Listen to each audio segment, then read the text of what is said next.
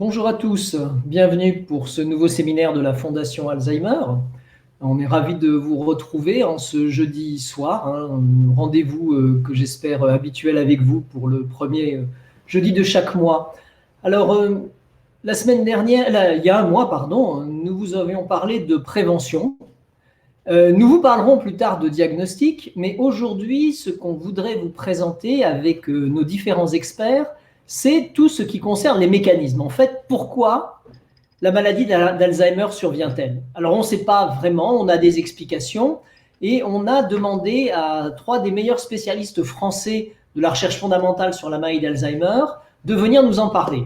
Nous aurons donc avec nous le docteur Raphaël Pardossi, qui est chargé de recherche au CNRS, le docteur Marie-Claude Potier, qui est directrice de recherche au CNRS, et enfin le docteur Gaëlle Chetla, qui elle est directrice de recherche à l'INSERM.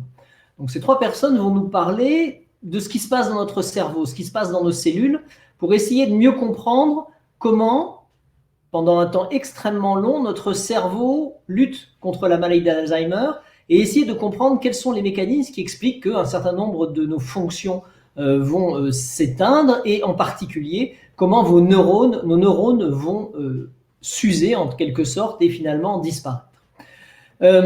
Très concrètement, nous allons bientôt commencer, et je vais donc appeler sur la scène le docteur Raphaël Pardossi. Si Raphaël veut bien venir me rejoindre. Oui. Voilà. Bonjour à tous.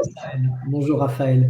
Alors je voudrais faire, avant que tu commences, un remerciement à toute l'équipe de la Fondation, en particulier celle que l'on ne voit pas sur cet écran, mais qui est aux commandes partout, qui a créé ce webinaire. C'est Marion Ravenot, notre chargée de communication, qui est en train de préparer tout ce qu'il faut pour suivre et pour que ce webinaire soit une réussite. Et j'aimerais présenter également Magali Dumont. Alors vous la connaissez, elle était déjà intervenue dans le précédent webinaire, et c'est elle qui aujourd'hui prendra la direction des opérations et fera les présentations de toutes les différentes personnes avant d'entamer vos questions et vos discussions. Alors je vous rappelle que vous avez sur le côté toujours la possibilité de nous poser des questions au niveau du système questions. Vous avez un onglet là sur votre droite. Et je vous rappelle que vous avions posé une question tout au début, et je remercie ceux qui ont bien voulu y répondre au moment de s'inscrire, sur ce que plus ou moins vous aviez comme idée sur les mécanismes. On va voir si finalement les impressions que vous avez se révèlent correctes grâce aux différentes présentations, et on va commencer par la présentation du docteur Raphaël Pardossi, qui, je le rappelle, est chargé de recherche au CNRS, à l'Institut de pharmacologie moléculaire à Nice. Sophia Antipolis. Marion, est-ce qu'on peut avoir la présentation de Raphaël? Voilà, formidable. Voilà. Alors, bonjour à tous. Donc, je suis ravie d'être parmi vous pour vous expliquer comment se forment les plaques séniles dans le cerveau des patients atteints de maladie d'Alzheimer. Donc, voilà. Alors, vous le savez tous, la maladie d'Alzheimer est un syndrome neurodégénératif lié à l'âge. Elle se caractérise par une atrophie cérébrale. Et vous le voyez sur ce schéma, que certaines zones du cerveau sont atrophiées et se rétrécissent, en particulier le cortex et l'hippocampe, qui sont des régions essentielles pour la mémorisation, la localisation dans l'espace et la planification de tâches quotidiennes. Et on voit ici, sur ce schéma, qu'un cerveau d'un patient atteint de la maladie d'Alzheimer voit son cortex qui se replie, qui s'atrophie. Les ventricules ici se gonflent d'un liquide céphalorachidien, et puis l'hippocampe ici s'atrophie. Et ce sont toutes ces modifications au niveau du cerveau qui expliquent les principaux syndromes de la maladie, qui sont les pertes de mémoire, les désorientations, les difficultés à raisonner et à exécuter les tâches quotidiennes.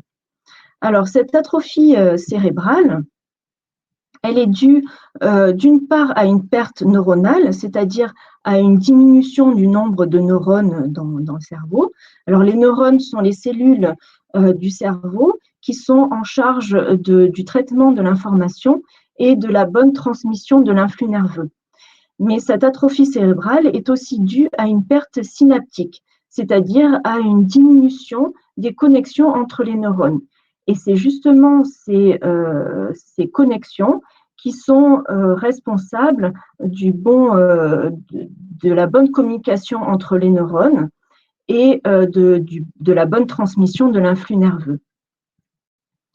Alors, en plus de cette atrophie cérébrale, au niveau microscopique et histologique, la maladie d'Alzheimer se caractérise par deux types de lésions qui sont schématisées ici.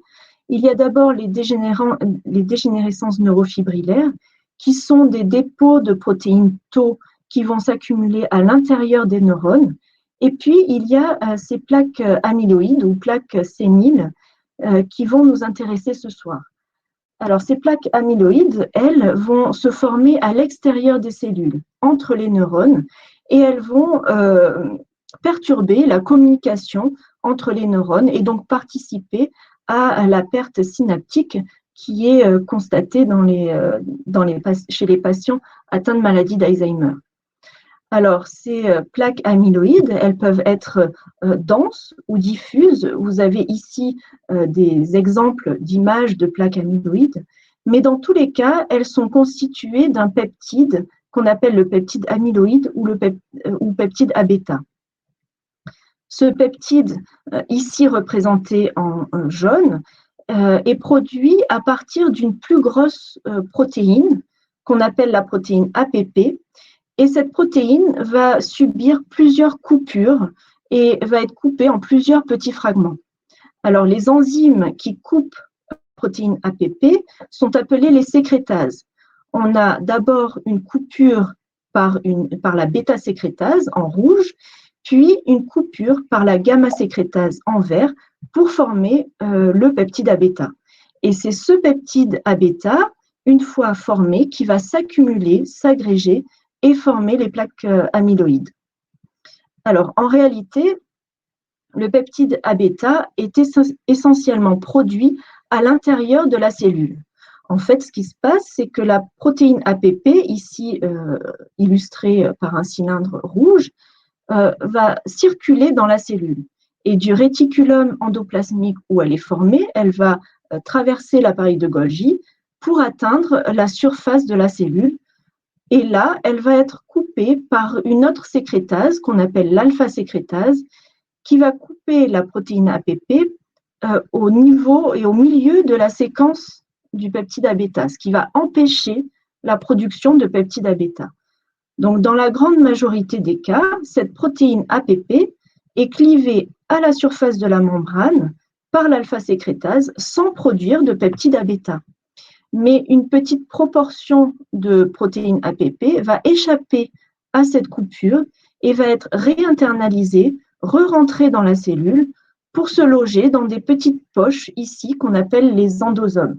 Et c'est dans ces endosomes que vont agir les activités bêta et gamma sécrétase qui vont couper la protéine APP pour former la bêta.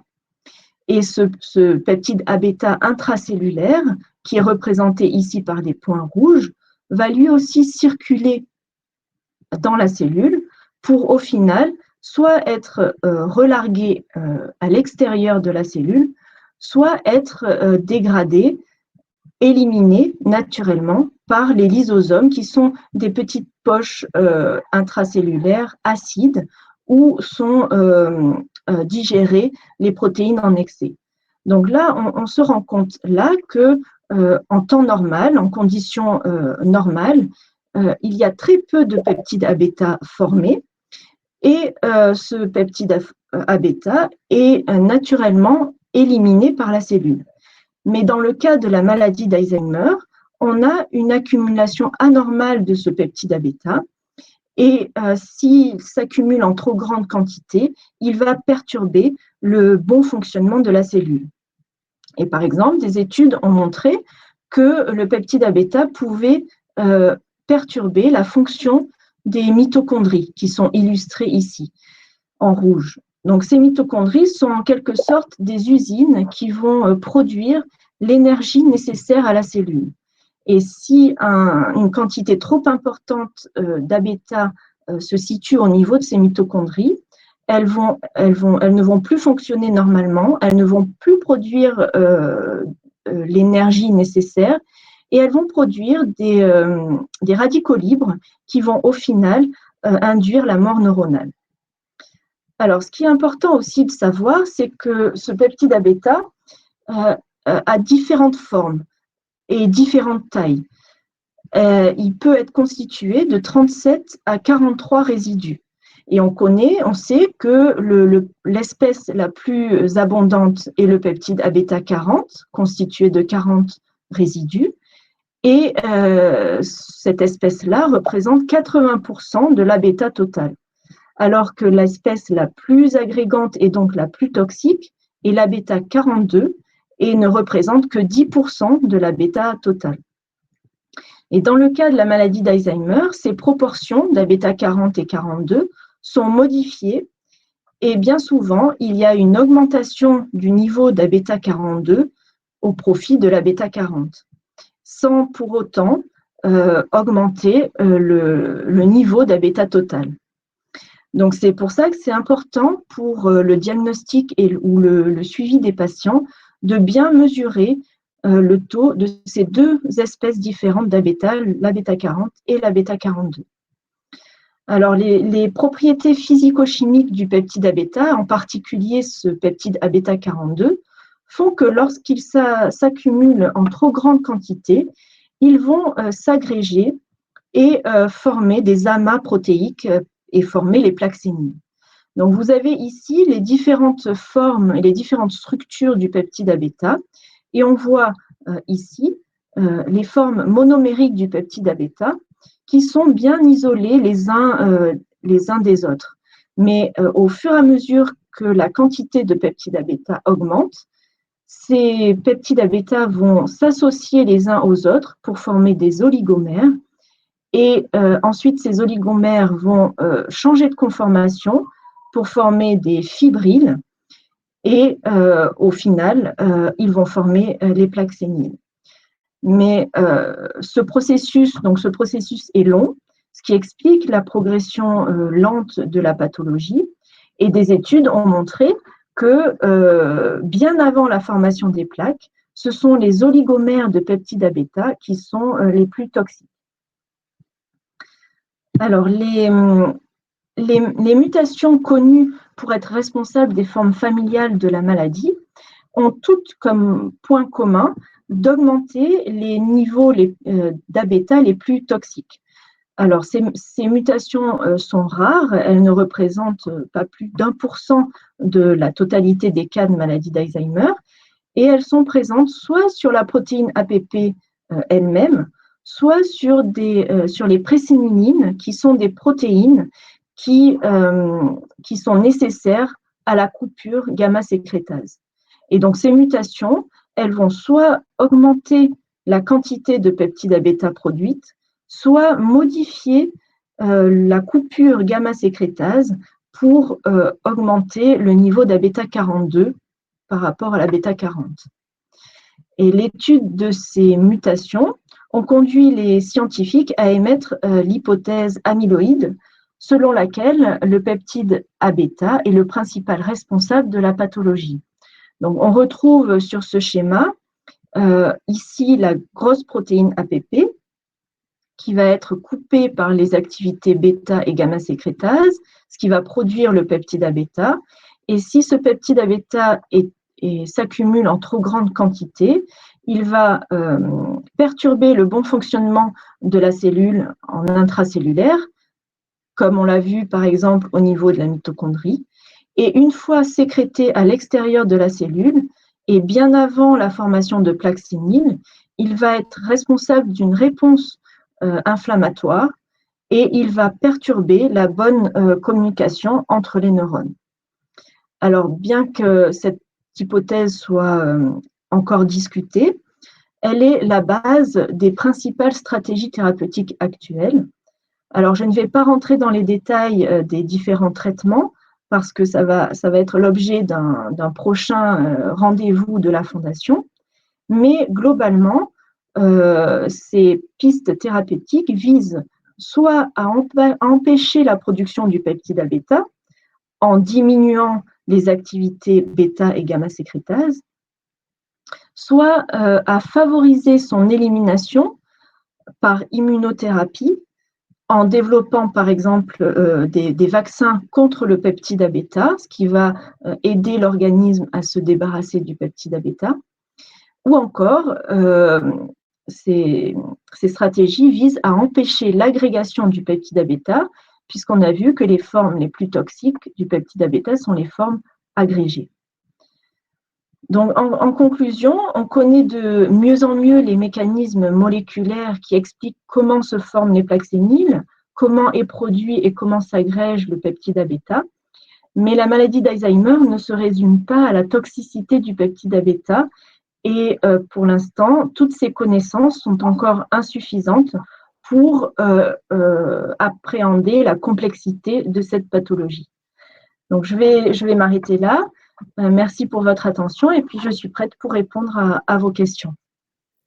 Merci beaucoup, Raphaël, pour cette présentation très, très claire. Je voudrais commencer par vous indiquer que dans la partie chat, on a précisé quelques-uns des termes qui ont été utilisés par Raphaël, puisque la terminologie, il faut l'avouer, est complexe. Donc, n'hésitez pas à regarder l'onglet chat. Marion vous a indiqué quelques définitions et il y en aura certainement d'autres au cours des présentations.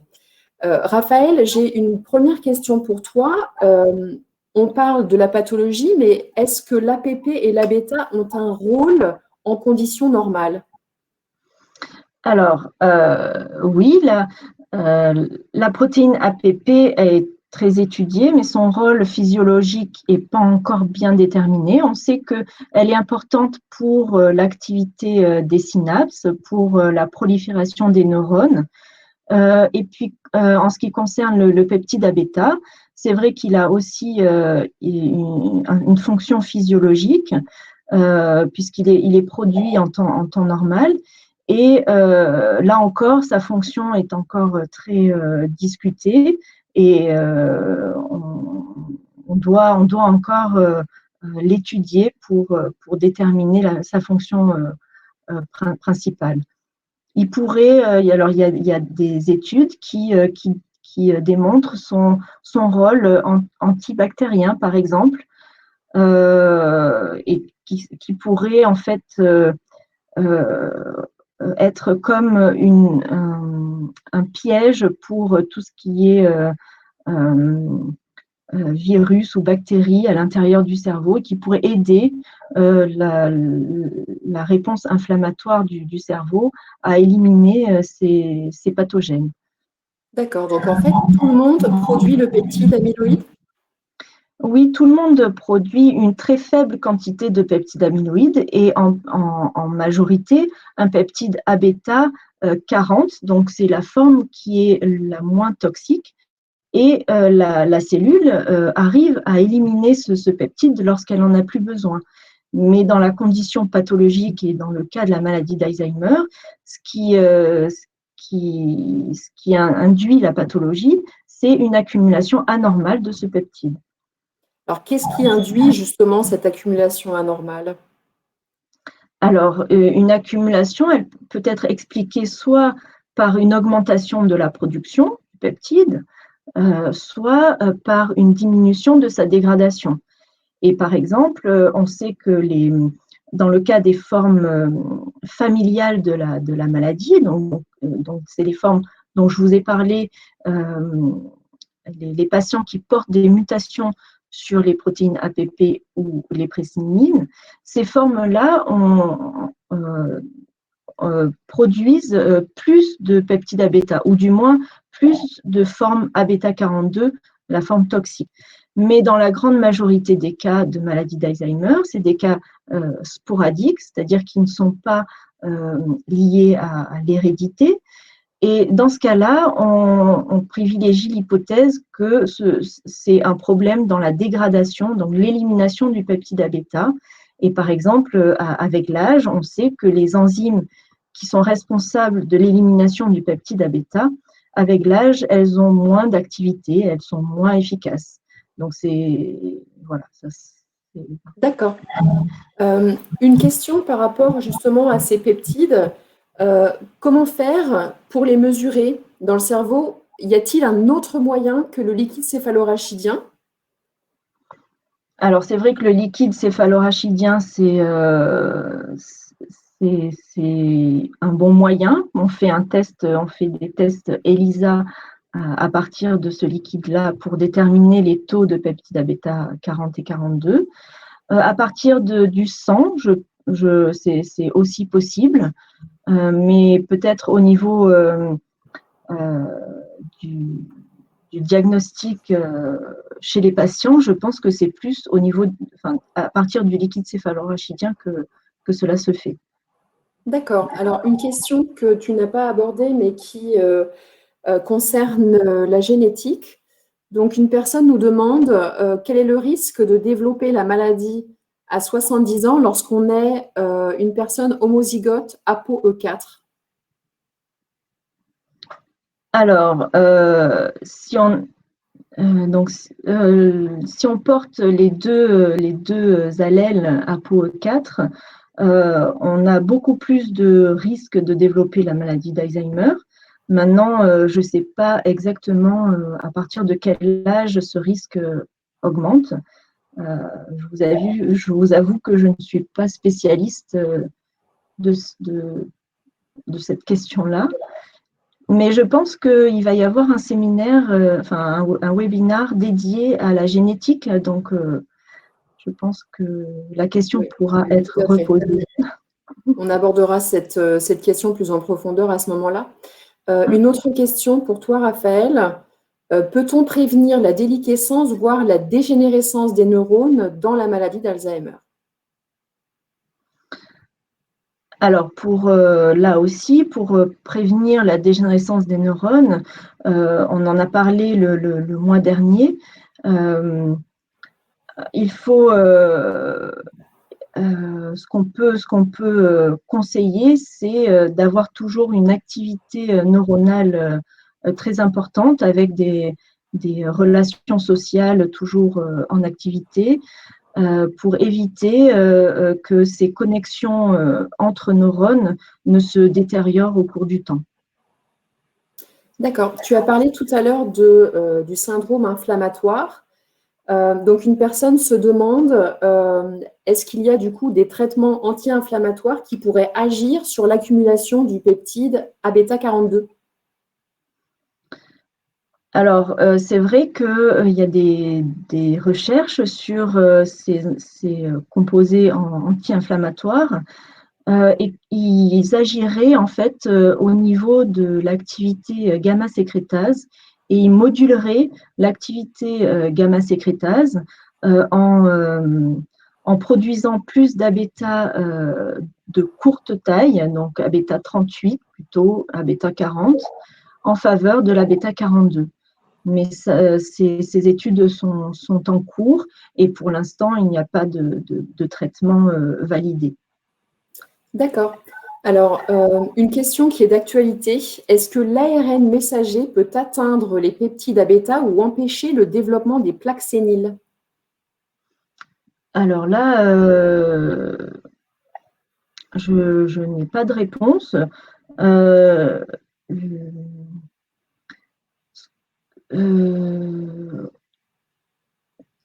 Vous faites peut-être allusion au vaccin Oui, je pense. contre le Covid. Donc,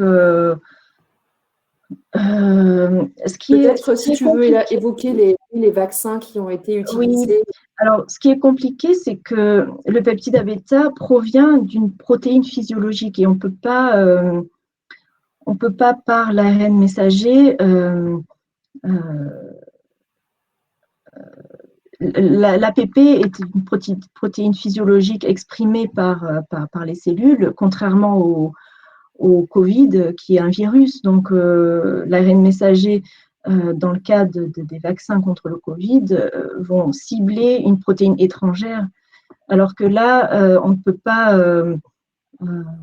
cibler par l'ARN messager l'APP entière. D'accord. Une question qui concerne l'APP. Peut-on retrouver la présence anormale d'APP grâce à la ponction lombaire? Alors, l'APP, c'est une protéine qui est membranaire, donc elle va rester accrochée à la cellule. Ce qu'on va pouvoir mesurer, c'est que les fragments qui sont sécrétés, donc qui vont se retrouver à l'extérieur de la cellule, et comme le peptide A-bêta. Une dernière question, Raphaël, qui concerne la thérapie. Et une fois encore, on aura une séance de webinaire dédiée. Simplement, si tu veux commencer à évoquer le sujet. Donc, une personne se demande quel est l'état de l'utilisation des cellules iPS dans la thérapie contre la maladie. Alors, les cellules iPS, c'est des cellules souches. On les utilise comme outils, surtout. Donc, mais pas encore pour des traitements. On les utilise comme outils parce c'est des cellules qui sont dérivées de cellules épithéliales provenant de patients. Donc, c'est des cellules humaines et qui présentent, donc si on récupère ces cellules à partir de patients qui portent des mutations, par exemple, ces cellules vont exprimer ces mutations et on peut étudier les mécanismes liés à ces mutations. Mais ça, c'est pas dans le cadre de traitement, c'est plus pour la recherche. D'accord. Merci beaucoup, Raphaël. On va s'arrêter là pour les questions sur cette première partie. Il y aura en fin de webinaire encore du temps pour des questions. Donc, si vous avez d'autres questions concernant les plaques séniles, l'amyloïde et l'APP, n'hésitez pas. Intégrez-les dans l'onglet questions et je les poserai à nos 3 experts à la fin. Merci beaucoup, Raphaël. À tout à l'heure alors. Merci. J'appelle Marie-Claude, du coup, sur la scène. Donc, Marie-Claude Potier, qui va nous parler de la propagation de la maladie dans le cerveau et nous expliquer comment cela est possible.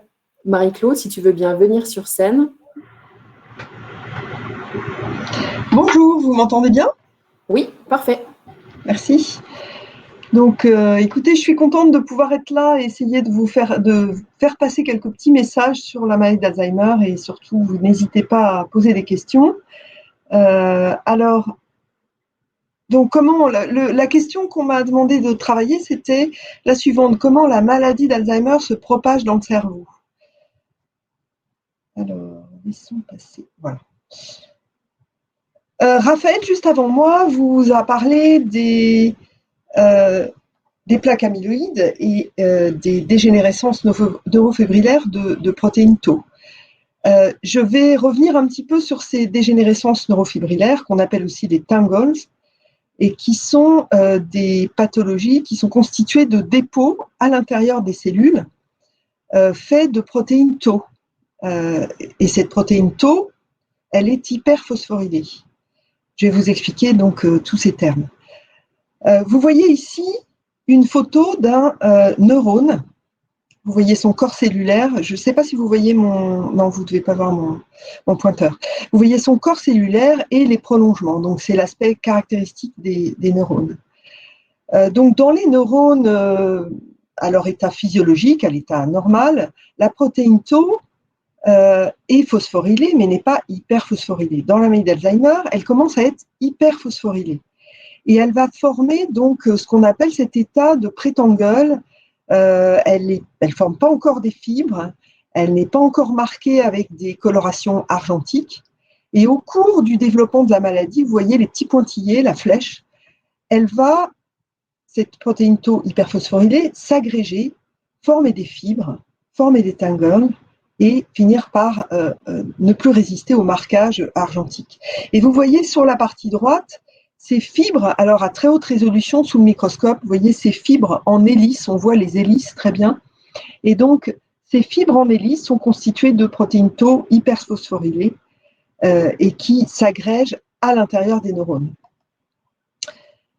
Donc, cette protéine tau, c'est une protéine qui existe sous 6 formes dans le cerveau humain.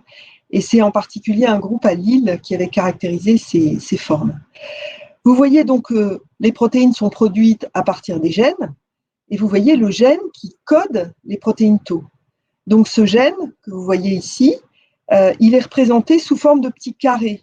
Donc il y a une partie du gène qui va être transformée en ARN et en protéines, et une autre partie qui va pas être transformée en ARN et en protéines. Bref, tout ça pour vous dire qu'à partir d'un gène, qui est une succession de nucléotides, la cellule va pouvoir produire 6 formes de protéines tau, et vous voyez donc les 6 formes ici. Alors, il y a les formes qu'on appelle les formes 3R, R1, R3, R4, et les protéines qui sont les formes 4R, donc avec un R en plus. Et ces R correspondent, R c'est pour repeat, pour zone répétée, qui sont les zones de la protéine tau qui vont se fixer à leur protéine favorite, qui sont les microtubules.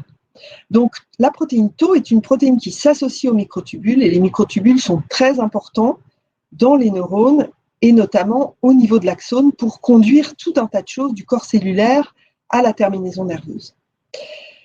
Donc, je vous le disais, dans la maladie d'Alzheimer, la protéine tau est hyperphosphorylée. Qu'est-ce que la phosphorylation et l'hyperphosphorylation?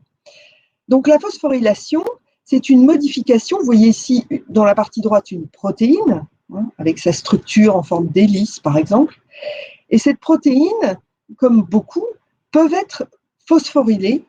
Et donc, la phosphorylation, c'est l'ajout, vous voyez ici, d'un P, d'un phosphate. Cet ajout se fait grâce à des enzymes qui sont des kinases. Et donc, l'action d'une kinase sur une protéine avec de l'ATP, qui amène le phosphate, va pouvoir phosphoryler la protéine. Et à l'inverse, la protéine phosphorylée va pouvoir être déphosphorylée par l'activité d'un autre type de protéine qui s'appelle la phosphatase. Donc la phosphatase enlève le phosphate de la protéine, et donc il y a libération d'un phosphate, et la protéine redevient non phosphorylée. Donc dans la maladie d'Alzheimer, on a une hyperphosphorylation sur des sites bien particuliers. Donc il y a plusieurs sites de phosphorylation sur la protéine tau, et il y a certains sites qui sont hyperphosphorylés dans la maladie d'Alzheimer. Et donc vous allez comprendre qu'une des voies thérapeutiques va être d'essayer d'inhiber les kinases ou d'augmenter l'activité des phosphatases. Alors, quelles formes de protéines tau sont toxiques? Il y a eu une étude très récente qui a été publiée donc, en 2021 qui montre bien que la protéine tau peut être phosphorylée de manière physiologique. Vous voyez le petit rond en blanc. Et puis, dans la maladie d'Alzheimer, il commence à y avoir des phosphorylations anormales qui vont conduire à la formation des fibres et des tangles. Donc, sur la partie gauche de la diapositive, vous voyez un neurone donc typique avec son corps cellulaire, l'axone et les terminaisons axonales. Et vous voyez que la protéine tau que l'on voit dans les axones, c'est une protéine qui est phosphorylée de manière physiologique. Au cours de la pathologie, il y a des phosphorylations anormales, vous les voyez, donc avec des ronds jaunes, bleus, rouges et des carrés verts. Et ces phosphorylations anormales de tau, vous voyez, font arriver la protéine tau à un endroit où elle ne devrait pas être, c'est-à-dire le corps cellulaire. Et donc, il y a accumulation de ces formes phosphorylées anormales au niveau du corps cellulaire, au niveau des axones, au niveau de la terminaison synaptique.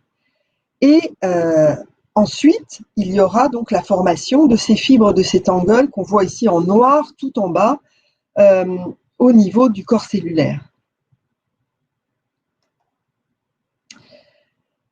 Donc ces protéines tau qui forment des fibres, elles s'accumulent à l'intérieur des neurones, mais au bout d'un moment, le neurone va mourir et donc ces fibres vont pouvoir ensuite se propager d'un neurone à l'autre. Elles vont pouvoir aussi se propager d'un neurone à l'autre, même si le neurone n'est pas complètement mort, mais par l'activité des neurones. Et donc, vous voyez ici les stades de la maladie d'Alzheimer et notamment de la pathologie Tau, qui ont été définies par un neuropathologiste allemand qui s'appelle Echo Braque, qui est toujours vivant. Il a défini 6 stades de Braque, 1 à 6, et vous voyez donc ces stades de Braque, donc ici, vers le haut, les premiers stades, et vers le bas, les derniers stades. Et en vert, vous voyez représenter la pathologie Tau, donc qui démarre au niveau du cortex entorhinal et de l'hippocampe à l'intérieur du cerveau et va ensuite se propager vers les aires extérieures et atteindre toutes les aires corticales. Donc on parle ici d'une propagation de type centrifuge de l'intérieur vers l'extérieur du cerveau. Donc 6 stades. Les premiers stades, il n'y a pas encore de perte de mémoire et les pertes de mémoire apparaissent au stade 2, 3, 4, 5 jusqu'au stade 6.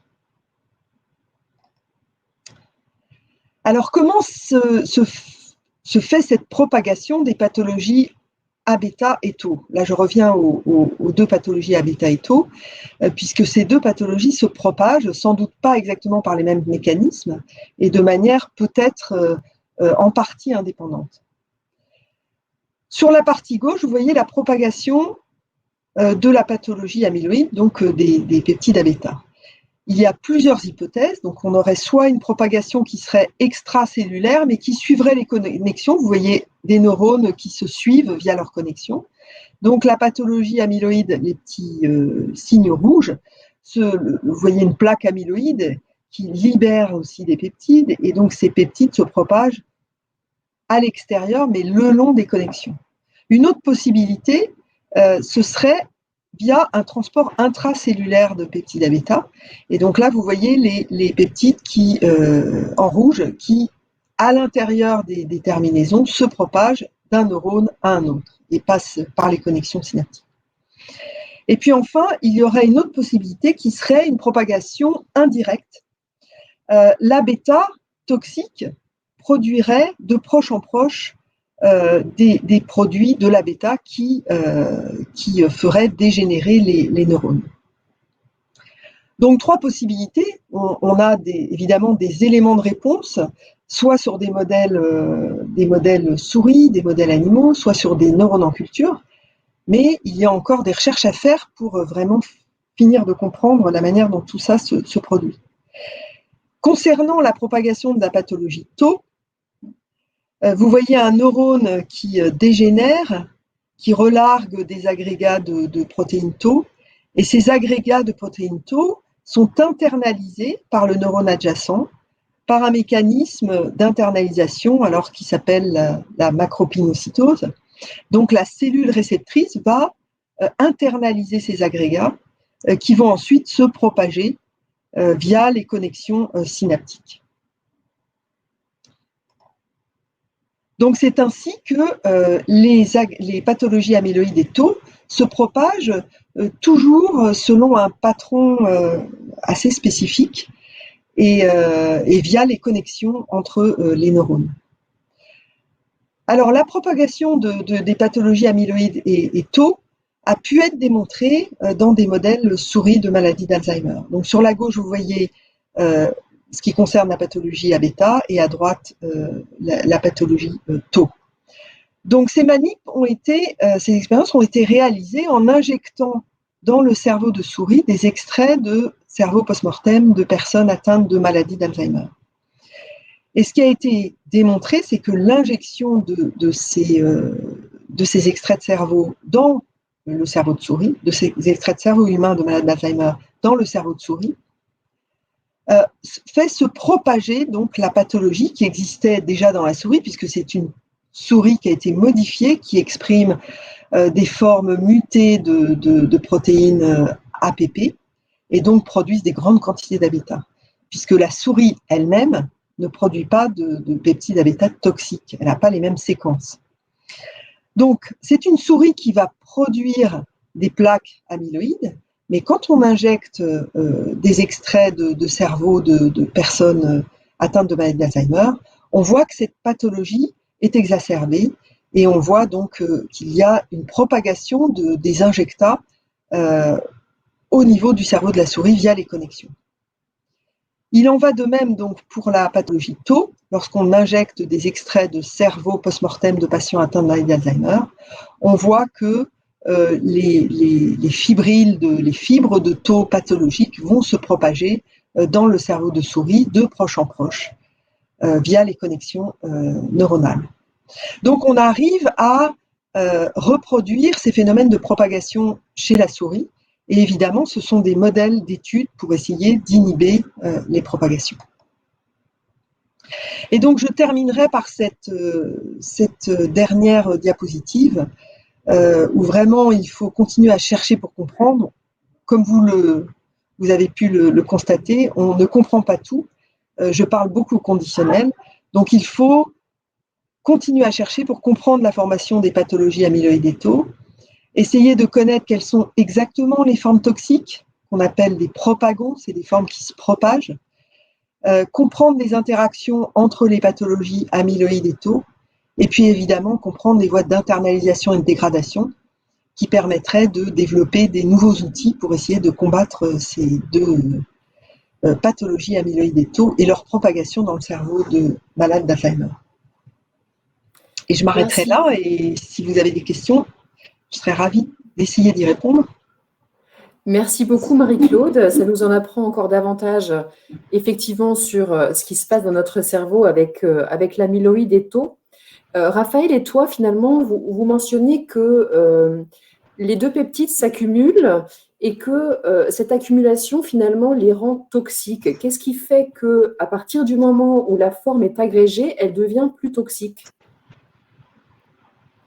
Alors, je peux commencer à répondre et peut-être que Raphaël, si elle monte en scène, elle pourra rajouter des éléments de réponse. Donc, cette protéine hyperphosphorylée, elle va donc former des agrégats, des fibres, et ces fibres vont donc pouvoir être propagées d'un neurone à l'autre via les connexions. Et donc, c'est la modification du niveau de phosphorylation de la protéine tau qui induit un changement de conformation et qui permet donc d'agréger des protéines tau de proche en proche et former ces fibres et ces dégénérescences neurofibrillaires et ces tangles. Alors, Marie-Claude, tu mentionnes la notion de propagation. Donc, du coup, on peut se poser la question, est-ce qu'on devrait comparer la maladie d'Alzheimer à une maladie infectieuse ? Alors, les espèces qui se propagent, on ne va pas les comparer quand même à des bactéries, mais on peut les comparer à certains types de protéines qui sont retrouvées dans les maladies de Creutzfeldt-Jakob, les maladies à prions. Je ne sais pas si vous avez déjà entendu parler de ces maladies. Et c'est en fait des maladies dans lesquelles une protéine mal conformée va induire la malconformation des protéines adjacentes. Donc c'est un peu le cas pour le cas de la protéine tau et aussi dans un certain sens la protéine, les espèces toxiques de peptides à bêta. Donc en fait, à partir du moment où on va avoir une protéine mal conformée, elle va transférer cette malconformation aux protéines adjacentes. Donc une protéine mal conformée qui rentre dans un neurone qui est très bien va induire la malconformation des protéines tau de ce neurone non affecté. Et c'est ainsi que la malconformation va se propager d'un neurone à l'autre via les connexions. C'est-à-dire qu'à partir du moment où on va avoir ce qu'on appelle une protéine mal conformée qui va être présente, cette malconformation va en quelque sorte induire la malconformation des protéines présentes. Donc, l'analogie avec disons, une protéine infectieuse n'est pas quand même tout à fait la même, puisque là, on ne parle pas de virus ou de bactéries ou d'ARN ou d'ADN, mais c'est vraiment, on reste au niveau de protéines. Et donc, vraiment, les protéines toxiques sont des protéines qui ne contiennent pas d'ADN ou d'ARN, ça va été assez bien démontré. D'accord. Et est-ce qu'il y a des facteurs qui favorisent, mis à part le changement de conformation, est-ce qu'il y a des facteurs qui favorisent cette propagation dans le cerveau ? Alors, on l'a vu, la phosphorylation, et je vois que sur le chat, Luc Buet de Lille, qui a beaucoup travaillé sur ces protéines, rappelle que la phosphorylation ajoute des charges négatives et évidemment va changer la conformation de la protéine et donc va lui faire adopter des conformations qui sont toxiques, qui deviennent toxiques. Et il rappelle aussi que ça a été le cas de la maladie de la vache folle. Mais donc, qu'est-ce qui peut apporter cette malconformation? Donc, évidemment, ça peut être des facteurs intrinsèques à la protéine, comme une phosphorylation, mais ça peut être des facteurs associés à la protéine qui vont accélérer cette mauvaise conformation. Donc, on connaît certains facteurs, on en connaît, il faut continuer à travailler et des études récentes qui cherchent justement à identifier des protéines partenaires de ces protéines mal conformées restent des études qui sont d'actualité. Et à nouveau, donc, on ne connaît pas tout et il faut continuer. Alors, est-ce que, donc du coup, une personne s'interroge, est-ce qu'on peut empêcher l'hyperphosphorylation de la protéine Tau et est-ce qu'on devrait? Alors oui, quand je vous ai montré le petit schéma où finalement on sait que ce sont des kinases, ces protéines qui vont phosphoryler, alors il y a des kinases qui sont relativement spécifiques d'un type de phosphorylation et pour la protéine Tau, en effet, on connaît un certain nombre de kinases qui phosphorylent anormalement la protéine Tau. Et il y a donc actuellement des inhibiteurs de ces kinases qui sont en cours de développement, mais pour lesquels il n'y a pas encore d'essais cliniques très avancés. Concernant la déphosphorylation, il y a aussi des pistes un peu plus difficiles à développer. Mais donc, pour vous rappeler quand même, développer des médicaments qui sont des inhibiteurs de kinase, ça reste quand même assez difficile puisque les kinases ne sont jamais totalement spécifiques d'une protéine donnée. Donc, si vous inhibez une kinase, bon, peut-être qu'elle va la kinase qui inhibe Tau, peut-être que vous allez inhiber la mauvaise phosphorylation de Tau, mais vous allez certainement faire des dégâts sur des protéines qui ne sont pas toxiques. Donc, ça reste une piste, évidemment, qu'il faut explorer, mais sans doute assez difficile à atteindre. Merci Marie-Claude. Alors, on va prendre une dernière question. Donc là, on parlait de protéines qui circulaient dans le cerveau, mais un participant s'interroge sur la qualité de la barrière hémato-encéphalique, à savoir comment on peut faire pour retrouver une bonne qualité de barrière afin que les toxines ne rentrent pas dans notre cerveau. Alors, c'est une très bonne question puisque la barrière hémato-encéphalique, hémato-méningée, elle est là justement pour protéger le cerveau des infections, de différents types de molécules étrangères. Et donc, cette barrière, elle est constituée évidemment des vaisseaux. Et donc, il faut garder l'intégrité des vaisseaux et l'intégrité de la barrière le mieux possible. Une fois qu'elle est altérée, et évidemment, c'est difficile de revenir en arrière. Donc, l'intérêt est vraiment de conserver cette barrière le mieux possible.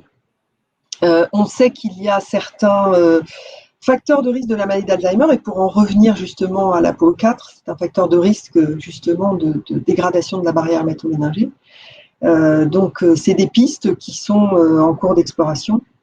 Mais on sait très bien qu'il y a un lien assez fort entre la dégradation de la barrière hémato-méningée et le risque de maladie d'Alzheimer. D'accord. Une toute dernière question qui revient à la précédente sur l'hyperphosphorylation de la protéine Tau, parce que du coup, tu as parlé des kinases et une personne s'interroge sur comment est-ce que l'on peut faire justement pour inhiber ces kinases en laboratoire. Alors, à nouveau, on peut essayer de les inhiber. On peut essayer de trouver des petites molécules qui sont des inhibiteurs de kinase. Donc, ces molécules existent, alors pas pour la kinase spécifique de Tau, mais pour le traitement très sélectif de certains types de cancers. Donc, il y a eu des kinases très sélectives qui ont eu des effets miraculeux dans certains types de cancers. Dans le cas de la protéine, de l'hyperphosphorylation de la protéine Tau, c'est des pistes qui sont en cours de développement. Après, peut-être que cette personne pense à de la thérapie génique pour inhiber ces kinases. Il faut juste donc se dire qu'une kinase, elle ne phosphoryle jamais qu'une seule protéine. Et donc, le risque, c'est que ensuite, on va inhiber la phosphorylation d'autres protéines qui sont physiologiques. Donc, évidemment, il faut à la fois identifier la kinase impliquée dans la mauvaise phosphorylation de taux et ensuite bien vérifier que cette kinase n'a pas d'effet autre qui pourrait être délétère. D'accord, donc c'est la prudence par rapport à ces kinases quant à l'utilisation thérapeutique. Oui, évidemment, c'est une piste très intéressante, mais pas facile à aborder. D'accord, merci beaucoup Marie-Claude. On va passer à la présentation suivante. Et puis, comme tout à l'heure, hein, si vous avez des questions pour Marie-Claude sur la protéine Tau et sa propagation, n'hésitez pas à les poser dans l'onglet questions. On y reviendra à la fin. On va accueillir maintenant Gaëlle Chételin qui va nous parler de neuroimagerie et en particulier comment est-ce que la neuroimagerie nous aide à comprendre les mécanismes de la maladie. Merci Magali, bonjour à tous. Donc effectivement, on a parlé des principaux acteurs des mécanismes de la maladie. Et ce qu'on va voir là tout de suite, c'est on va parler de la neuroimagerie, on va voir ce qu'on voit chez le patient. Alors, non pas pour diagnostiquer, ce sera l'objet d'un autre webinaire, mais pour comprendre les mécanismes.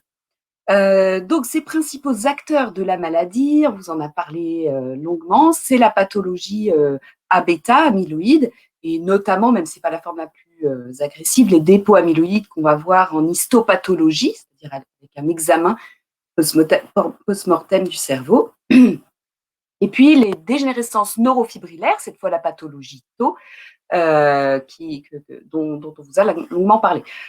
Alors, comment agissent ces protéines pathologiques? Comment elles interagissent? Il y a des hypothèses et des pistes, tout n'est pas encore parfaitement clair. En tout cas, au final, ces protéines pathologiques conduisent à la perte neuronale et synaptique que l'on observe dans le cerveau des patients et qui se manifeste par une diminution à la fois du volume, du fonctionnement, mais aussi, on l'a vu, des connexions neurales. Alors, en fait, en neuroimagerie, on utilise surtout 2 caméras pour visualiser le cerveau des patients et notamment les lésions. La caméra IRM pour imagerie par résonance magnétique et la tomographie par émission de positons où là, on va vraiment s'intéresser à des molécules particulières dans le cerveau. Et donc, pendant longtemps, ce qu'on pouvait voir en neuroimagerie, c'est la conséquence, on va dire, ou en tout cas la partie de la perte neuronale et synaptique. Et par contre, on pouvait la voir, donc ça a été à partir de 1980 qu'on a eu les premières images, et puis jusqu'à 2004, ce sont les seules images qu'on avait, des images, des manifestations en termes de perte neuronale et synaptique, à la fois d'atrophie, c'est-à-dire d'une diminution de volume, mais aussi du dysfonctionnement, de la diminution. Alors là, ce qu'on va mesurer, c'est avec la TEP, donc la tomographie par émission de positons. On va injecter du glucose radiomarqué. On va mesurer la consommation de glucose qui reflète, puisque c'est le substrat principal du cerveau, quand une structure va fonctionner, elle va consommer du glucose, et donc ça reflète le fonctionnement des structures. Et puis, on va également pouvoir mesurer, à nouveau avec l'IRM, en utilisant d'autres séquences, d'autres réglages, eh bien, on va mesurer aussi la connexion cérébrale, les connexions. Donc, on vous a dit qu'il y avait une perte de connexion. On peut mesurer cette perte de connexion à la fois sur le plan structural. On va voir qu'il y a une diminution de ces connexions, une diminution des fibres qui relient entre elles les différentes structures cérébrales. Ou on peut également la mesurer en fonctionnel, avec de l'IRM fonctionnel, où là, ce qu'on va mesurer, en fait, c'est à quel point les structures communiquent entre elles, ou au contraire, à quel point cette communication est préservée. On parle de connexion fonctionnelle. Et puis donc, l'ensemble de ces manifestations, de ces pertes neuronales et synaptiques, vont se traduire par les troubles cognitifs, les déficits cognitifs, que ce soit de mémoire, différents types de mémoire, visio-spatiaux, etc. Alors, donc nous, on va parler, donc, comme je disais, de ces outils de neuroimagerie, non pas pour diagnostiquer, mais comment ces outils et ceux dont on disposait jusqu'à 2004 nous permettaient de mieux comprendre les mécanismes de la maladie d'Alzheimer et ce qu'ils nous ont appris. On a vu avec la première présentation par Raphaël qu'un cerveau qui est atteint par la maladie d'Alzheimer se caractérise notamment par une perte de volume et surtout dans certaines structures comme l'hippocampe qui est impliqué notamment dans la mémoire. Cet hippocampe rétrécit, on parle d'atrophie hippocampique, et vous voyez qu'avec l'IRM, alors plus particulièrement l'IRM anatomique, cette caméra dont je vous ai parlé, eh bien, on peut voir à l'intérieur du cerveau, notamment ces hippocampes. Vous voyez, ces hippocampes, ce sont à l'intérieur de ces poches, cette structure à l'intérieur de ces poches que l'on voit marquée par une flèche avec un H.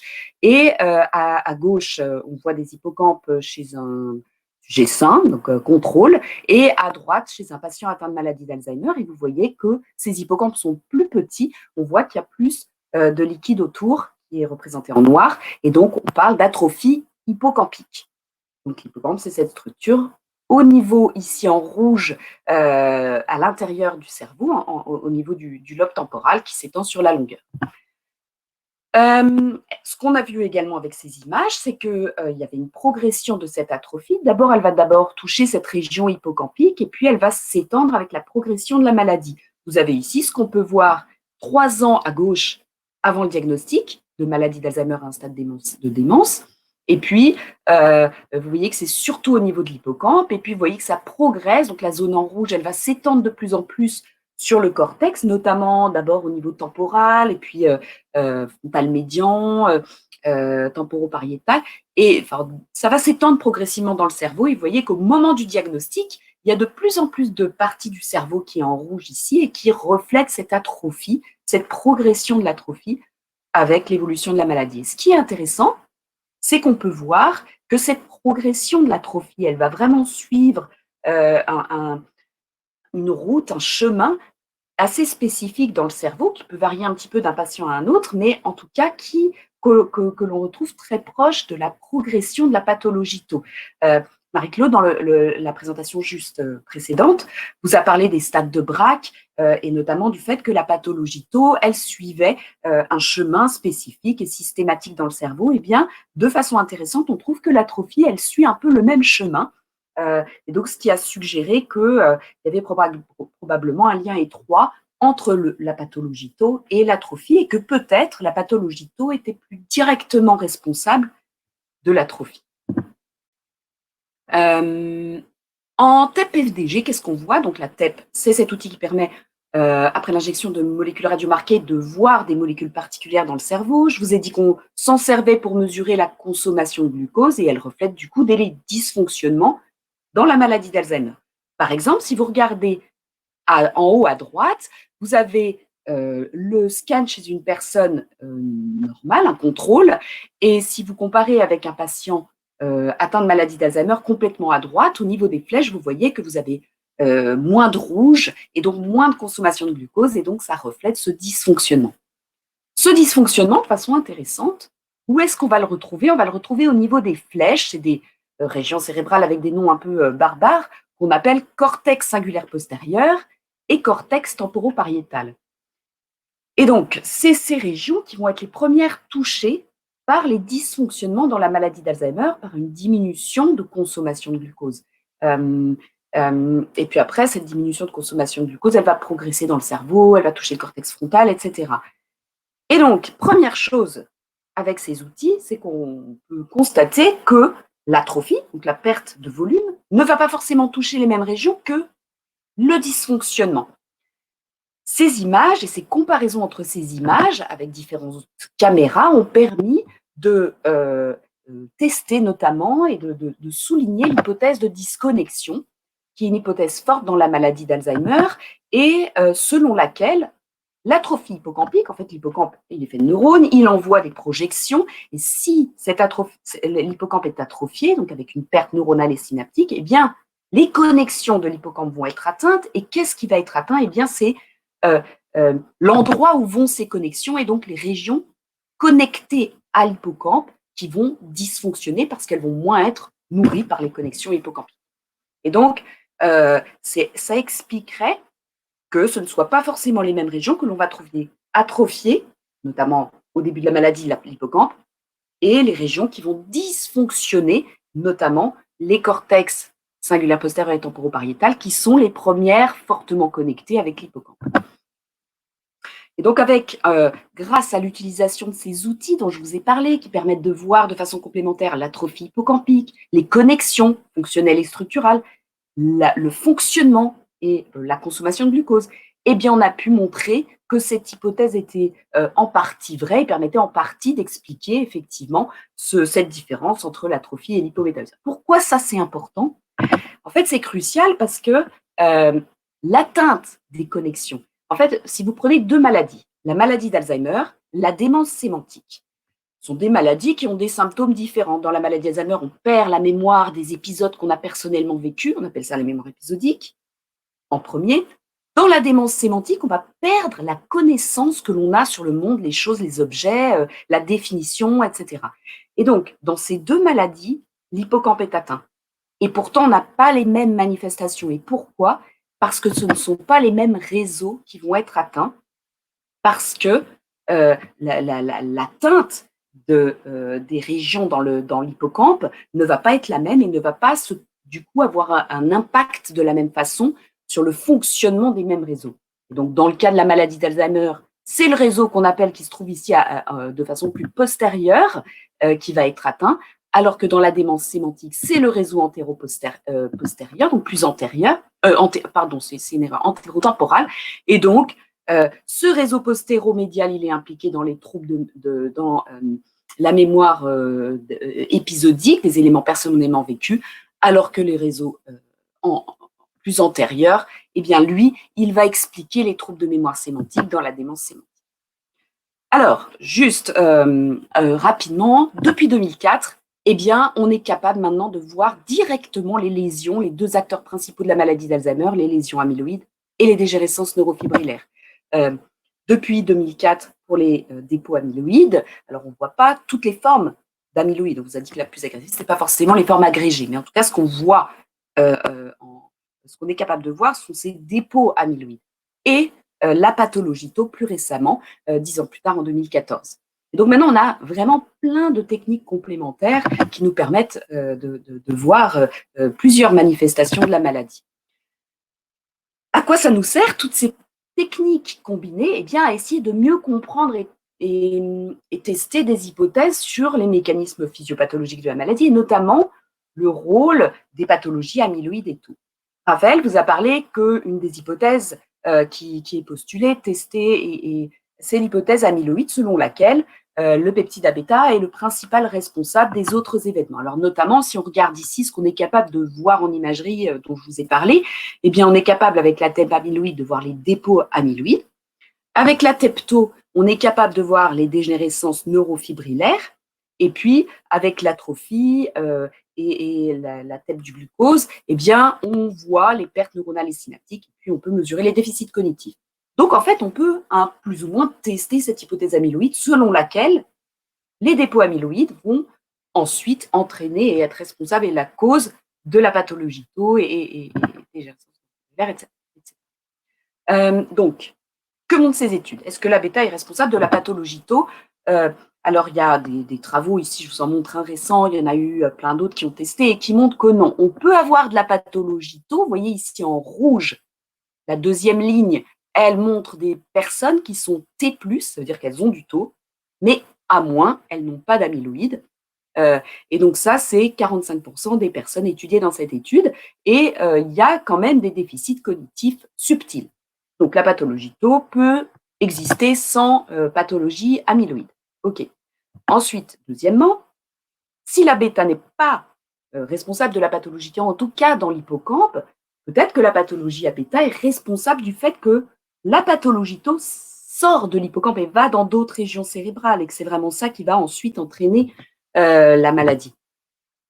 Eh bien, il y a des études qui, cette fois, combinent de la connectivité et de l'imagerie tau et qui permet de montrer alors, que la pathologie tau, elle va se propager, on en a parlé avec Marie-Claude, selon des règles.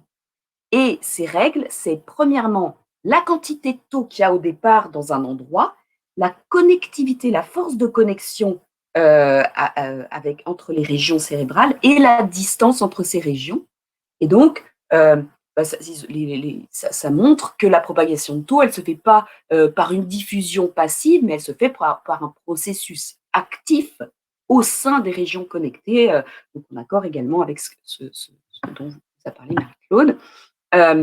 Et ensuite, en associant à ces techniques la technique amyloïde, en mesurant donc dans le cerveau des participants, des patients, la pathologie amyloïde, eh bien, cette étude a pu montrer que cette propagation particulière de taux au sein des réseaux et de la connectivité ne dépendait pas de la présence de la bêta. Ici, vous avez des personnes qui ont une démence ou des troubles cognitifs et sans A-bêta, et qui ont aussi une propagation de taux dans des réseaux de façon spécifique et sans forcément que ce soit lié à la bêta.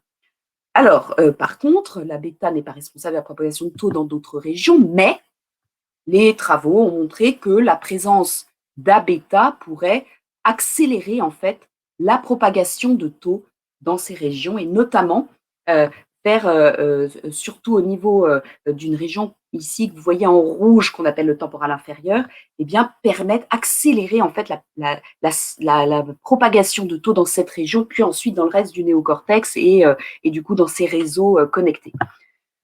Donc voilà, du coup, des hypothèses alternatives à l'hypothèse amyloïde ont été proposées où la bêta et taux n'ont pas forcément, la bêta n'est pas forcément causale de taux, mais donc il pourrait se développer de façon au moins partiellement indépendante et puis interagir à un certain moment pour, dans les deux sens d'ailleurs, pour propager, pour leur augmenter leur propagation l'une l'autre. Donc voilà, en conclusion, on a des marqueurs histopathologiques, principalement les plaques séniles et les dégénérescences neurofibrillaires, qu'on est capable aujourd'hui de voir dans le cerveau des patients. Ce qu'on sait, on ne sait pas trop comment ça interagit exactement, en tout cas on a des éléments, mais on ne sait pas tout. Mais ce qu'on sait, c'est qu'au final, ces pathologies-là, elles produisent la perte neuronale et synaptique qu'on est également capable de mesurer grâce à la neuroimagerie. Et vous avez vu sur plusieurs coutures différentes, la structure, le fonctionnement, et puis ces pertes neuronales et synaptiques conduisent au déficit cognitif progressif que l'on observe chez le patient. Je vous remercie. Merci beaucoup. Là, tu nous as vraiment prouvé ce soir que l'imagerie est un outil ultra puissant pour suivre ces deux peptides. Je me pose une question. On parle en fait dans la maladie de l'atteinte de l'hippocampe en début de la pathologie. Qu'est-ce qui fait que l'hippocampe est particulièrement vulnérable par rapport aux autres régions du cerveau? Alors, je pense qu'on ne sait pas exactement pourquoi l'hippocampe va être l'endroit où la pathologie, les dégénérescences neurofibrillaires vont être particulièrement présentes en début de la maladie. Alors, on pense que ça vient aussi d'autres régions, en fait. Il y a de plus en plus d'études qui montrent que ça pourrait être d'autres régions aussi connectées à l'hippocampe qui seraient elles-mêmes touchées par la pathologie tau. Mais on connaît mal les raisons pour lesquelles les régions cérébrales sont différentiellement sensibles à la pathologie tau notamment et aux autres protéines pathologiques. Donc voilà, on sait des choses, par exemple que la pathologie tau, elle va préférer certains types de neurones, et notamment les neurones qui vont projeter loin dans le cerveau. Elle va s'intéresser aux neurones qui sont d'une certaine nature et qui vont envoyer des projections loin dans le cerveau, et ce n'est pas le cas de toutes les protéines pathologiques. Donc ça explique certaines caractéristiques de la maladie, comme le fait que ça va toucher des réseaux, en fait, et notamment des régions même à distance. Mais par contre, à ma connaissance en tout cas, alors après, Marie-Claude et Raphaël qui connaissent plus les aspects moléculaires et cellulaires et voilà, peut-être ont des éléments à apporter de ces travaux-là, mais à ma connaissance, on ne connaît pas encore très bien les raisons pour lesquelles l'hippocampe est particulièrement vulnérable. Merci Gaëlle. Tu nous as parlé donc d'études de connectivité où on suit finalement les échanges entre les différentes régions du cerveau, et donc une personne s'interroge, grâce à ces études de connectivité, est-ce que tu penses qu'on pourra montrer chez un individu vivant la progression de la pathologie à des stades précoces de la maladie? Alors, c'est une très bonne question et il y a des études là-dessus qui sont vraiment passionnantes et je pense qu'ils ont apporté énormément à notre compréhension des règles de propagation de cette pathologie. Pour voir la propagation de la pathologie, ce qu'il faut faire, c'est chez un même patient, puisqu'on a la chance de pouvoir faire des mesures du vivant du patient, eh bien, c'est de faire des mesures répétées au cours du temps chez les mêmes patients. Et là, on voit comment progressent ces pathologies. Et ensuite, des chercheurs font des modèles pour essayer de voir qu'est-ce qui va expliquer, pour permettre de prédire cette propagation. Et donc, effectivement, les techniques de connectivité sont utilisées pour faire ces modèles et dire, OK, puisqu'on connaît, on arrive à mesurer la connectivité entre les régions, est-ce que cette connectivité explique que la pathologie tau qu'on a vue à un moment donné va se propager dans tel endroit plutôt que tel endroit un peu plus tard dans le temps? Et effectivement, ces études ont montré que lorsqu'il y a une très forte connectivité entre une région où il y a beaucoup de taux et une autre région, eh bien, un peu plus tard dans le temps, cette autre région va avoir beaucoup de chances ou plus de risques d'être également investie par taux. Puisqu'on parle de tous ces outils qui nous permettent aujourd'hui de faire énormément de progrès sur la compréhension des mécanismes, du coup, une personne s'interroge par rapport à la pathologie. Quelle serait, par l'utilisation des différents outils, la chronologie des examens à suivre finalement pour diagnostiquer la maladie? Quelle serait, excusez-moi? La liste chronologique en fait des examens qui pourraient être faits en fonction de la progression de la pathologie. Alors, c'est par rapport à la chronologie des événements, il y a beaucoup d'études là-dessus qui montrent que, en tout cas, la pathologie amyloïde, elle peut survenir très, très, très en amont des autres éléments, notamment à la fin des déficits cognitifs, mais également peut-être de la pathologie tau et de l'atrophie et de la perte de métabolisme. Donc, il est proposé que la première chose à s'accumuler, c'est la pathologie A-bêta qui augmente de façon légère, mais lentement au cours du temps, 20, peut-être même plus, 20 ans avant l'apparition des symptômes.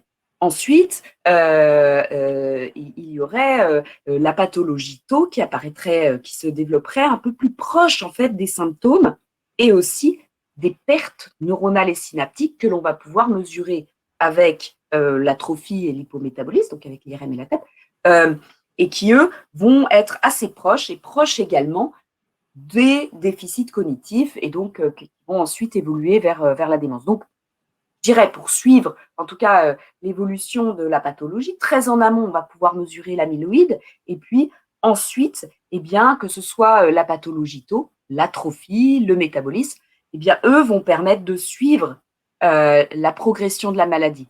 L'amyloïde, en fait, il va atteindre, en tout cas tel qu'on le mesure aujourd'hui, elle va atteindre un plateau assez tôt.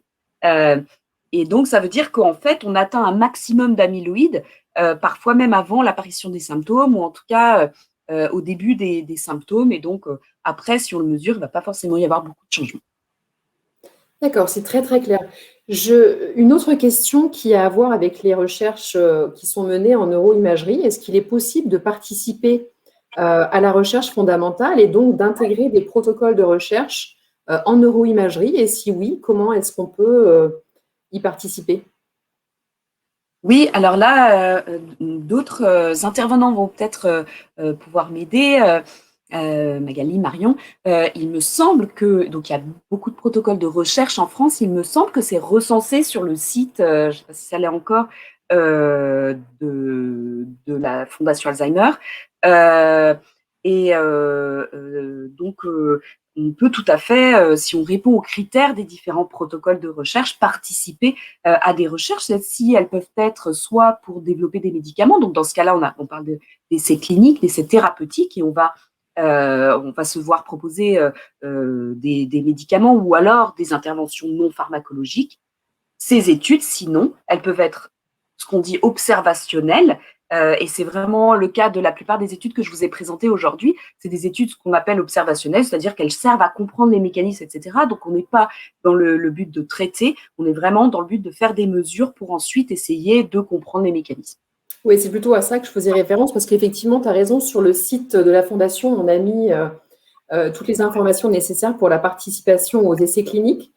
C'était juste pour apporter un autre angle et effectivement proposer à l'audience, en tout cas soumettre l'idée qu'on peut aussi participer à des protocoles de recherche beaucoup plus fondamentaux et que ça aide à comprendre ces mécanismes tout autant que d'autres études. Alors, il y a une question dans le chat qui vient d'arriver. Ah, c'est Marion qui nous met le lien. Oui. Ah oui, super. Juste pour compléter, pour la personne qui pose cette question, donc si on est un patient, en général, on va retrouver au sein de la consultation mémoire ou du neurologue, de là où on est suivi, des informations sur les protocoles en cours. Et c'est donc ces personnes qui vont pouvoir renseigner. Si on n'est pas un patient, si on est un volontaire sain, eh bien, dans ce cas-là, c'est plus des annonces qui sont faites par les médias habituels ou via les hôpitaux, etc. Il y a des annonces qui sont faites lorsque des volontaires sains sont recherchés pour participer à la recherche. Merci beaucoup, Gaëlle. Alors, juste un petit commentaire par rapport à la question précédente qui a été posée sur la liste chronologique des examens. Donc, en fait, je pense que la personne souhaitait plutôt savoir quels étaient les outils diagnostiques. Parce qu'elle répond en nous disant que ce n'était pas tout à fait la réponse qui était attendue. Donc, ce que je propose à Daniel, qui nous a posé cette question, eh bien, c'est de nous retrouver lors du prochain webinaire qui sera cette fois 100% dédié au diagnostic. Et donc, il y aura là les réponses précises à tous les outils qui sont aujourd'hui à disposition des professionnels de santé, justement, pour aider les patients à déterminer le stade de développement de la maladie et puis surtout la prise en charge adéquate. Alors, Vas-y. Ça sera précisément un des points abordés. Quand utiliser quel outil pour le diagnostic? Alors, il est 18h47. Si Raphaël et Marie-Claude veulent bien revenir sur scène, il y a d'autres questions qui nous arrivent. Donc, on va continuer encore quelques minutes à y répondre. Alors, une première question. Quel est l'impact de la protéine Tau sur la sensibilité du tissu cérébral à l'insuline? Joker. Et Gaëlle est partie. Reviens, Gaëlle.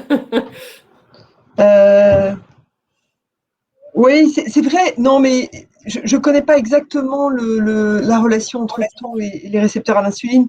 Mais ce qui est clair, c'est que peut-être cette personne fait un peu référence à des papiers qui montrent, enfin qui disent même que le malade d'Alzheimer serait un diabète de type particulier. En effet, le diabète est un facteur de risque de la maladie d'Alzheimer. En quoi la protéine Tau joue un rôle particulier, je crois que vraiment je peux, mais je sais que Luc est en train de taper quelque chose, Luc Buet, donc il va peut-être nous donner une réponse via le chat. Alors justement, je me posais la question, est-ce que donc ça modifie l'interaction entre modifie la transduction du signal la signalisation du récepteur à l'insuline, c'est-à-dire que l'insuline va se fixer sur son récepteur. Il y a des récepteurs sur les neurones et que ça va modifier les interactions de Tau avec d'autres protéines importantes. Donc, ça serait plus dans ce sens-là. Donc, plutôt la modification du signal qui interagirait sur Tau plutôt que Tau qui interagirait sur l'insuline, plutôt dans ce sens-là apparemment. D'accord. Marion, petite question, est-ce que tu aurais la possibilité de faire monter Luc Buet sur scène s'il est d'accord, puisqu'on a quand même la chance d'avoir le professeur Buet avec nous ce soir, qui par ailleurs a commenté un certain nombre de questions dans le chat, et donc n'hésitez pas à regarder ces commentaires. Pendant qu'on essaie de voir si cela est possible, donc une question supplémentaire. Dans la mesure où l'on peut déceler très tôt, avant l'apparition des symptômes, la présence d'amyloïdes, Est-ce qu'une IRM de contrôle autour de 50 ans ne serait pas intéressante pour une prise en charge plus précoce? Alors, il y a deux choses importantes à dire que j'aurais dû peut-être préciser. La première, c'est que si on a de l'amyloïde dans le cerveau, ça ne veut pas dire qu'on a une maladie d'Alzheimer. C'est vraiment important d'avoir bien ça en tête. Il y a plein de personnes qui ont beaucoup d'amyloïde dans le cerveau et qui vont très bien après 60 ans. Et donc, premièrement, c'est ça. Donc, avoir de l'amyloïde dans le cerveau, ça ne veut pas forcément dire qu'on va faire une maladie d'Alzheimer. Il faut amyloïde et taux pour parler de maladie d'Alzheimer et on ne sait pas trop ce qui, une fois qu'on a de l'amyloïde, fait qu'on va évoluer. C'est une première chose. Et après, la deuxième, c'est pas très important, mais c'est important si vous faites des IRM. L'IRM, en fait, elle va pas pouvoir mesurer tout. Le plus souvent, on propose des examens IRM parce que l'IRM, c'est plus accessible que la tomographie par émission de positons, qui est l'autre caméra dont je vous ai parlé. La TEP, tomographie par émission de positons, c'est un outil qui est moins accessible. Et puis, il faut injecter des radiotraceurs. Donc, il faut aller les construire, les produire, les transporter. Et donc, c'est quelque chose qu'on ne va pas forcément faire en pratique courante, très rarement. Et donc, voilà. Si vous voulez compléter. Non, pas de On va parler de cette. Pardon. Non, je demandais si Raphaël et Marie-Claude voulaient compléter. Disons que la présence d'amyloïdes dans le cerveau, c'est un facteur de risque, mais c'est pas, voilà, le risque n'est pas de 100%. Non. Alors, au vu des présentations qui étaient les vôtres, est-ce que vous diriez qu'on en sait aujourd'hui beaucoup sur les mécanismes? On en sait un peu? Est-ce qu'il y a encore vraiment beaucoup de choses à découvrir?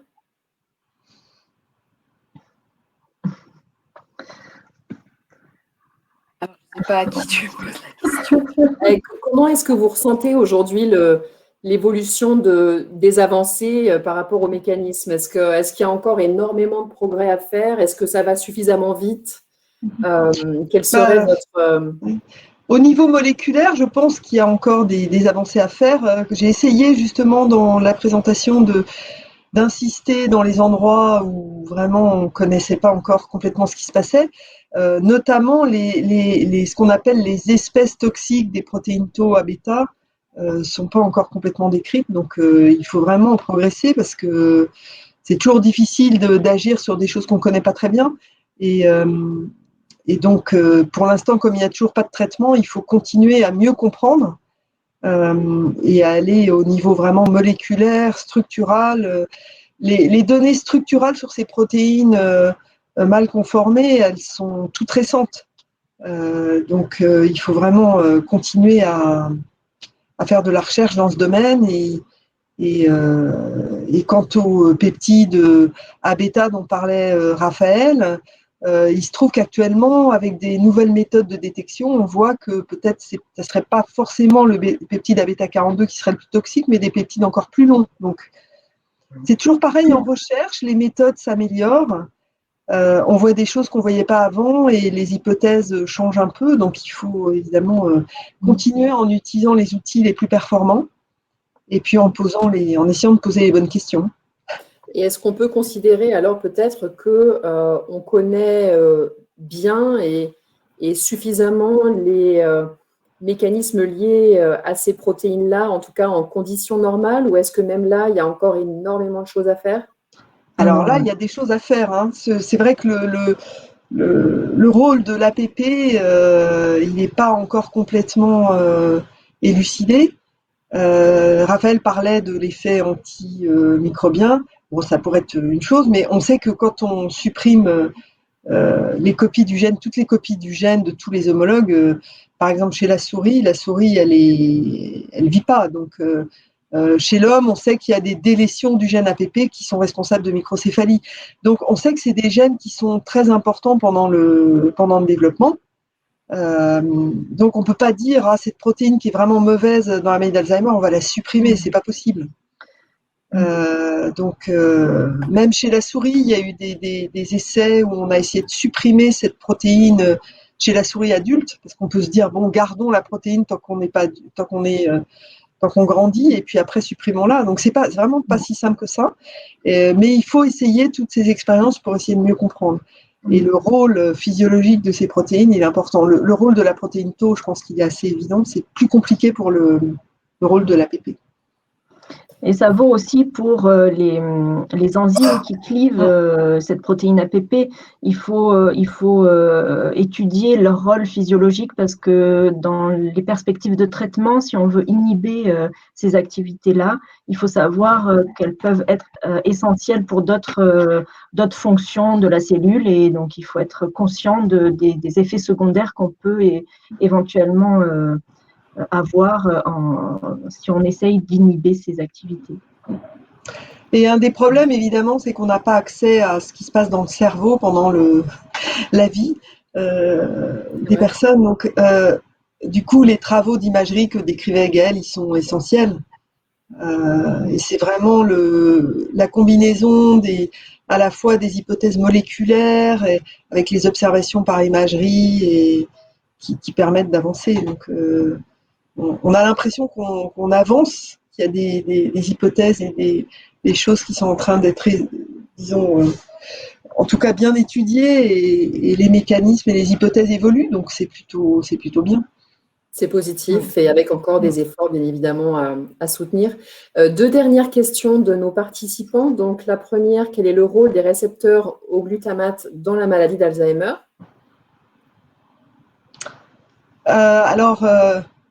Les récepteurs au glutamate, ils sont connus pour apporter une excitotoxicité qui n'est pas bonne pour les neurones, puisque on sait que le neurone doit être excité pour transmettre de l'influx nerveux, et il y a tout un tas de régulations entre l'excitation et l'inhibition au niveau des réseaux des réseaux de neurones. Donc le récepteur du glutamate, il est important puisqu'il induit NMDA, ils induisent l'excitotoxicité. Donc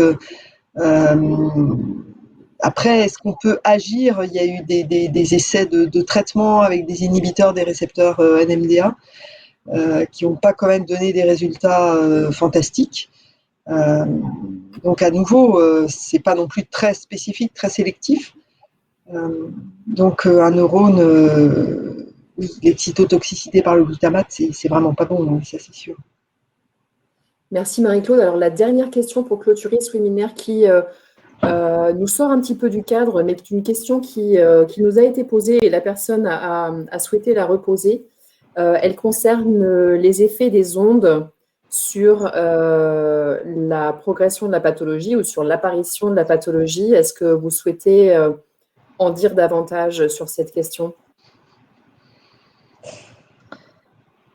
Alors moi, je ne pourrais pas amener beaucoup d'éléments de réponse. Enfin, du temps où je travaillais dans un institut de recherche où il y avait beaucoup de physiciens qui s'intéressaient justement aux ondes plutôt radio, ils me disaient toujours que tous les gens qui habitent à côté de la Tour Eiffel, il n'y a pas de facteur de risque plus important de maladie d'Alzheimer. Donc après, les ondes, je ne sais pas de quel type d'ondes, peut-être qu'ils parlent de la 4G, de la 5G.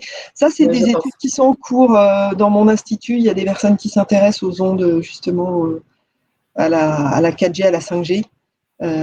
Mais à nouveau, c'est des expériences qui sont faites dans soit chez des animaux, dans des boîtes de culture, où ils reproduisent le type d'ondes radiotéléphoniques. Donc, voilà, je ne sais pas si des études à Caen, il y a des gens qui travaillent là-dessus. Hein. Alors, de façon générale, il y a vraiment des hypothèses ou des études qui montrent que les ondes, ce ne serait pas très bon pour le cerveau, etc. Donc, il y a des personnes qui se posent la question de savoir si c'est lié ou un facteur de risque ou à la maladie d'Alzheimer notamment. Je pense qu'aujourd'hui, vraiment, on ne peut pas dire qu'il y ait des conclusions ou des études qui démontrent que les ondes, c'est un facteur de risque pour la maladie d'Alzheimer, clairement pas. Donc, on en est là. Après, moi, c'est vrai, je ne connais pas très bien les études en cours sur le sujet parce que, voilà, il y a vraiment beaucoup de choses, mais ça, c'est sûr qu'aujourd'hui, il n'y a pas de démonstration claire. C'est une hypothèse et il y a des personnes qui travaillent dessus et il y a des études en cours et voilà, on attend d'en savoir plus, mais aujourd'hui, on ne peut pas, c'est pas quelque chose qui est clair. Ah ouais. Mais d'un point de vue très moléculaire, il y a donc des zones de recherche qui sont faites autour de l'effet des ondes sur l'environnement cellulaires, disons les interactions entre les protéines et les niveaux de solvatation. Alors c'est l'interaction entre tout le milieu liquide et les protéines et des molécules. Donc on peut se dire que dans la maladie d'Alzheimer, où on a ces agrégats de protéines, il y a peut-être des interactions qui sont différentes. Donc on peut toujours émettre tout un tas d'hypothèses, mais pour l'instant rien n'est vraiment démontré. C'est des champs de recherche qui sont assez nouveaux. Donc. Merci beaucoup, mesdames, d'avoir répondu à toutes ces questions. Donc, je vais devoir clôturer le webinaire. Il est 19 h. Merci beaucoup à nos 3 experts. Les présentations étaient particulièrement détaillées sur des notions qui sont complexes et denses.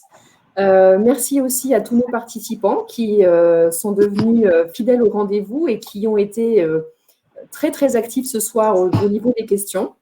Je terminerai enfin par annoncer donc le prochain webinaire qui se déroulera le jeudi 1er avril à 17 h 30. Et donc, on parlera à cette occasion des outils diagnostiques. Donc, vous aurez tout le loisir de poser vos questions sur cette thématique-là.